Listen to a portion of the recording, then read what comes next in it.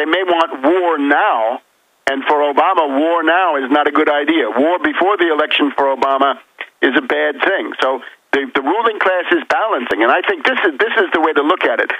Some people look at it saying, which is the greater evil? I wouldn't do that at the moment. Some people look and say, how can we maintain divided government? I think that's very important. Don't give all power to anybody. Keep them fighting each other as much as possible into this system. But the question that I ask myself is, what's the ruling class preference? And fight that. And that could be Romney. So far, it's been Obama. I agree. I agree with you. Whatever the globalists are actually supporting, not what they're fake supporting, but what they really support, right. That's always what you want to be against. And undoubtedly, it was bad with Bush and his cousin Kerry. There was almost no difference. With this, they are so closely aligned by the same special interest. But what do you make of the fact that mainstream media now has to report that Bilderberg is even real, and there's so much attention on this, and we learned of the meeting place so early, and thousands of protesters are planning to be there after I called for Occupy Bilderberg? Well, the system is breaking down. There are challenges emerging all over the place, right? For the ruling elite in Europe, they were trying to impose this austerity, and now there's a rebellion. I would like to call everybody's attention to Alexis Tsipras and the Syriza bloc, Syriza, in Greece. This is everything that Occupy Wall Street failed to be. Well, Occupy Wall Street, a failure dominated by anarchists, dominated by NATO agents. But you look at the Syriza bloc, they've got a program. Roll back austerity, defend workers' rights, democracy, jail the bankers, debt moratorium. They want to have... They've got an organization that's very interesting. He took 12 components and merged it into one electoral bloc. They've got a leader, this guy Tsipras, right? Again, what Occupy Wall Street didn't want. Tsipras, that sounds like something epic. Don't sell out. Okay, we're going to have you back probably sometime this week, Webster, because this is all intriguing. I want to get a world report from you sometime this week for a full hour. I want to look at things block by block from Coney 2012 into the Iran situation, into Europe. But undoubtedly, they don't want Europe to go the way of Iceland, because if they keep having failures and people realize, hey, it's the bankers, the mega bankers, and start burning banks, it's over for them. If they can have us fight with each other, they win. Absolutely. The Syriza bloc says, stay in the euro, fight to control the European institutions, and have a debt moratorium. And with that, they're going to find allies, right? Even in France, things are moving their way. There's a rebellion in Europe against the austerity. Part of it takes the form of a rebellion against Merkel, right? This ignorant woman who runs Germany at the moment. We're almost out of time. Let me just ask you, because I know you want to just talk academically about what's happening currently. You say everything else is a diversion, like gay marriage or something, but that they're trying to football out there. Where is Obama really from? Kenya? I think that's probably a good guess. And obviously the question is blackmail. In other words, he has never produced the original of a real birth certificate so that everybody could look at it, right? It could be made available at the Library of Congress or the National Archives or something in a room, right, where you have to put gloves on before you come in. There are two cops standing there, but you could look at it, you could test it, you could do all these things. So the fact that they don't do this, the ruling class blackmails them, and by now everybody in the world blackmails them. I've always thought there's a syndicate to blackmail Obama, which has many, many stockholders. Boehner is a stockholder, McConnell is a stockholder, the Republicans, the Fox Israelis, News is using it so they don't get arrested for the hacking scandal. It's all a balance of blackmail. Thank you so much, Webster Tarpley. We'll be right back with the globalist eugenicist control freaks adding poison to your water.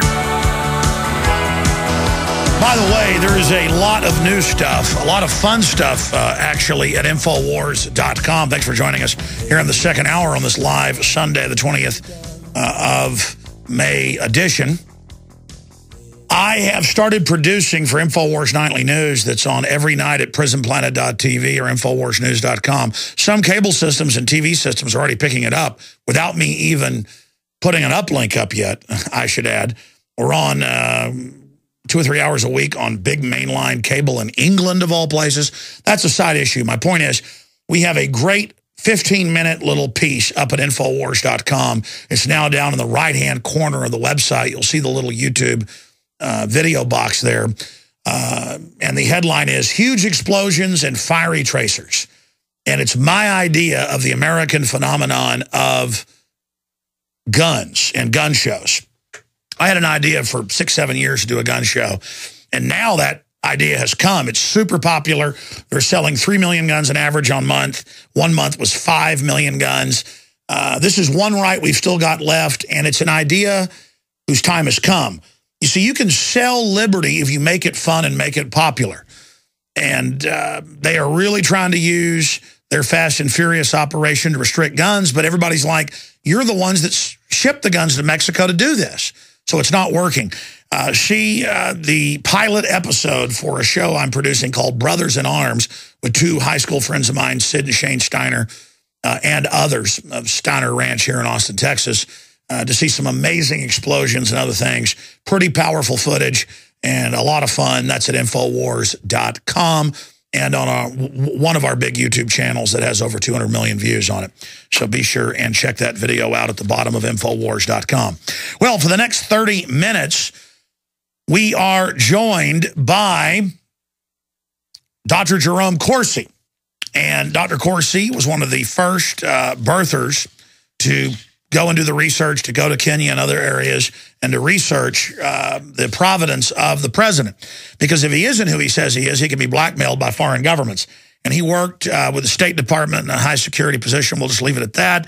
He writes for WorldNet Daily and many other big publications. He has a Ph.D. from Harvard University in political science. And, of course, he swift-boated John Kerry with that accurate information and more. And, of course, 1 week before his book was going to come out, Where is the Birth Certificate?, Obama came out with the long form and he said didn't exist. And all of his surrogates did. Also, we have Bush, we now learn, this is in his book, sent off. Well, here I am giving you background again. The point is, the White House discovered that they'd cut out the records in Kenya. And Kenya said, yeah, it looks like criminal activity. You don't cut out records that weren't there. Now, for 16 years, 9 months, the literary agent that Obama still uses, his agent, put out his bio hundreds of times in publications that he was born in Kenya, raised in Indonesia, and Hawaii, and we have all that, exactly as Dr. Corsi has said. And now, again, the White House responded to his book. They even put out a fake report that his book had been recalled. There's a lawsuit over that against Esquire. You don't engage in dirty tricks if there isn't something you're hiding. So folks, but still, his publicist, and for 16 years saying this, there is no way either Obama lied and said he was from Kenya because that was trendy, or he was born in Kenya. And then you look at all the other evidence, the pendulum swings towards the weights of justice go to the side. He was born in Kenya. And again, you're like, so what if he's born in Kenya? So what if Schwarzenegger is born in Austria? Folks, he can be blackmailed with that info. Dr. Corsi, you have gone through hell on earth. Sheriff Opaio, you're a member of his posse. You gave him your research. He hired top forensic experts to confirm what you'd said. He's been raided by the feds. You could be Breitbart at any time. I know you don't need to be told that. Do you want to say you're not going to commit suicide, sir? I'm not going to commit suicide. No way. I plan to live to a ripe old age and to die in my bed surrounded by my family. Okay, well, you're here with us. What does this mean to have 16 years, 9 months in hundreds of publications put out by his publicist that he was born in Kenya? Well, it's obvious, Alex, that the information came from Barack Obama himself. I mean, I'm an author. I published lots of books. I've got 2 books coming out this year. They're already being edited. The publicist has sent me the author's biography statement. I've got to fill it in. They base the publicity campaign. They put the listings in their brochures. I've done that for documentary films I distributed. You fill it out. Yes, and I mean, go take a look at the books I've got right now on ebooks. I've got one on the Great Oil Conspiracy and one on the ineligibility about Obama's, the Sheriff Arpaio's investigation. And in both of those, you'll see my biography. My biography says, born in East Cleveland, Ohio, and very easily verifiable. That information came from me. Barack Obama had to tell his publicist where he was born. I hadn't made that point. You've got 3 or 4 New York Times bestsellers, including a #1. And so obviously as an author, you can explain that. But that's right. I've done promotions for videos, and you fill it out and they rewrite it.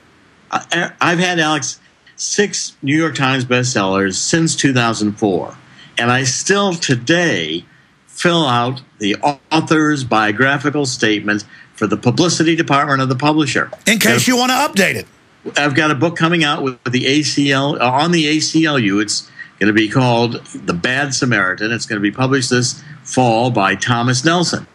Thomas Nelson's publicist contacted me. They have a biographical form every author fills out. And on that, I forgot about that. Another stunning point. But what about it being over 16 years? Well, again, look, this biographical statement then forms the basis of a campaign to promote the book. The publisher puts that in a catalog.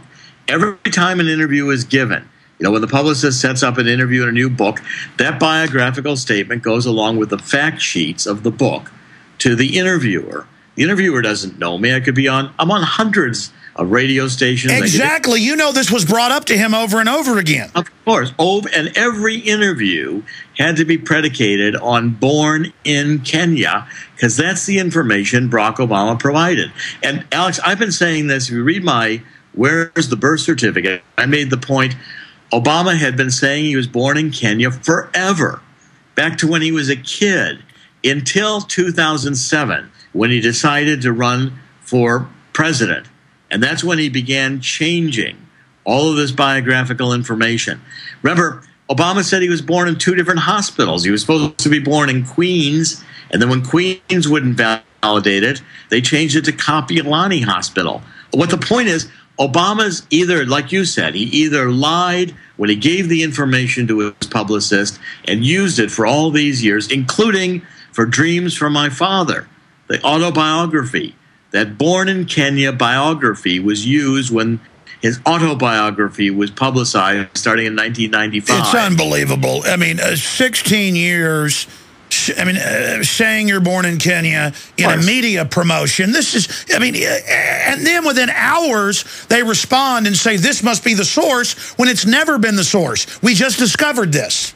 Precisely, and the fact that a publicist would say that she made a mistake for 16 years is absolutely pathetic. And what's even more pathetic is that the mainstream media would buy that. Because you give your info to the publicist. Every time. I'm extremely well known as an author, okay? I've gotten 6 bestsellers since 2004. 2 number 1. Both the Unfit for Command, which I co-authored with John O'Neill on John Kerry, the Swift Boat book, and in 2008, The Abomination.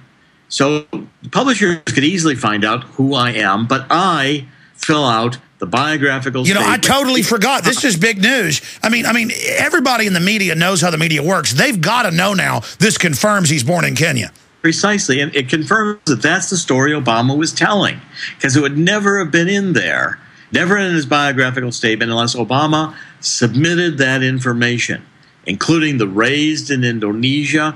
This is how Obama was packaging himself. Now, the point is exactly what you said, Alex. Obama was lying then for all the years until he ran for president, or he's lying now. Either way, he's fictionalizing his life story. But the evidence all leans towards Kenya. I want to come back and look at that evidence, kind of recap for folks the history, the smoking guns, but then more importantly, what does it mean for blackmail to have the so-called commander-in-chief saying he serves the UN openly? No wonder he's so traitorous. This guy is totally compromised. Dr. Jerome Corsi, straight ahead. My friends, I'm sitting back looking at the evidence, and I'm sad. I was a highwayman. As much as I don't like Barack Obama's policies, the fact that he really is not who he says he is and has all these fake names like Barry Soetoro and gave up his citizenship to be an Indonesian, which you have to do, it shows the power structure is just so